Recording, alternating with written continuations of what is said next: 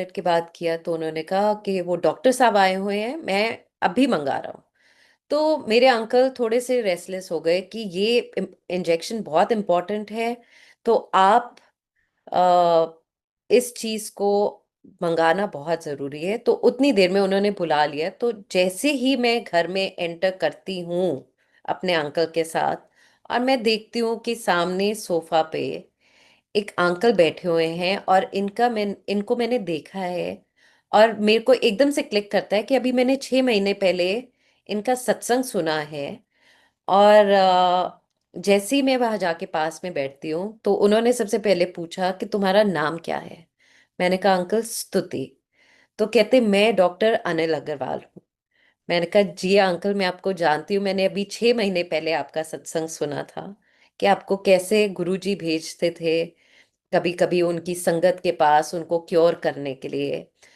तो उन्होंने मेरे को बोला कि जो सामने हलवा प्रसाद है वो उठा के मेरे हाथ में दे दो।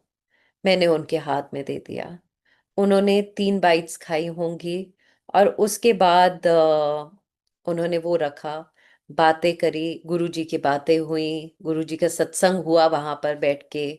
हम चारों जनों के बीच में, मेरे अंकल, उनके फादर, मेरी मदर इन लॉ, और फिर वो कहते कि अब मैं आज्ञा लेता हूँ और मैं जाता हूँ। और बोलते हुए गए, कोई घबराने की जरूरत नहीं है, सब ठीक होना है, सब ठीक होना है, कोई ऐसी डरने वाली कोई बात नहीं है। और मैं तो पूरे विश्वास के साथ थी कि कुछ तो होएगा ही नहीं। गुरुजी मुझे फेल नहीं होने देंगे, और मेरी सेवा गुरुजी के तरफ ये है कि मैं गुरुजी को फेल नहीं होने दूंगी। एक आंसू नहीं गिरा, एक कुछ नहीं। जैसे ही अंकल बाहर निकले, हम लोग आके सोफे पे बैठ गए। एंड हमने पूछा कि ये अंकल कैसे आए। तो पापा कहते ये पहली बारी घर पे आए हैं। इनका मुझे कॉल आया, एम्स में थे, और एम्स की तरफ से वो कहते उनका कॉल आया कि धवन अंकल, मैं गुड़गांव आ रहा हूँ, मुझे आपके घर आना है, और जो वो फ्रिज के अंदर हलवा पड़ा है, मैं वो खाना चाहता हूँ आपके घर में आके।